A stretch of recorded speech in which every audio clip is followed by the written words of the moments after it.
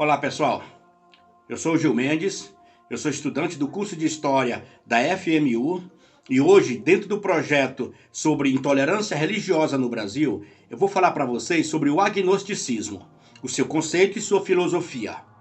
O agnosticismo nada mais é do que a visão filosófica de que a veracidade de certas reivindicações é desconhecida. A palavra agnóstico vem do grego agnostos, ou seja, não conhecimento, aquele que não conhece. Dentro desse saber filosófico, o agnosticismo é uma doutrina, ela reputa inacessível ao entendimento humano a compreensão dos problemas propostos pela metafísica ou pela religião, na medida em que ultrapassam o método empírico de comprovação científica. Para o agnóstico, assim, dúvida na experiência mística e também naquilo que não existe prova suficiente de que algo existe.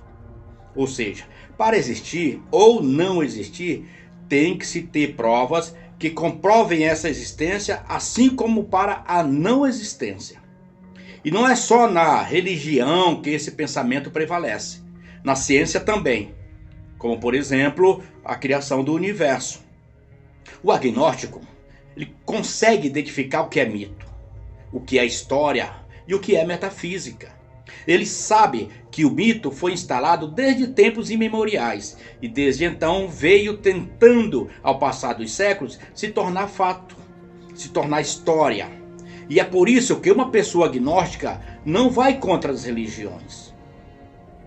Ela não tenta afastar ninguém delas, mesmo sabendo que as religiões não conseguem cumprir com as promessas que fazem. Elas não têm as respostas para todas as perguntas.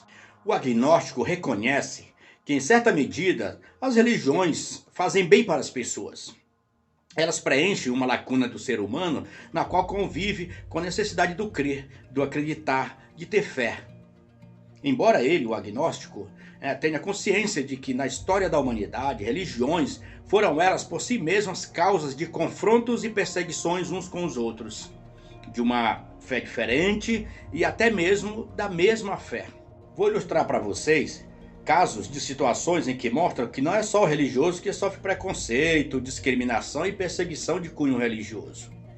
Entre as ações da entrada na justiça pela Associação Brasileira de Ateus e Agnósticos, uma instituição sem fins lucrativos com sede em São Paulo, figuram casos de pessoas públicas que usaram de argumentos discriminatórios para comparar criminosos a praticantes do agnosticismo. Em 2010, a associação publicou uma nota de resposta em um jornal do Mato Grosso do Sul contra um pastor que citou o ateísmo como uma praga no mundo moderno.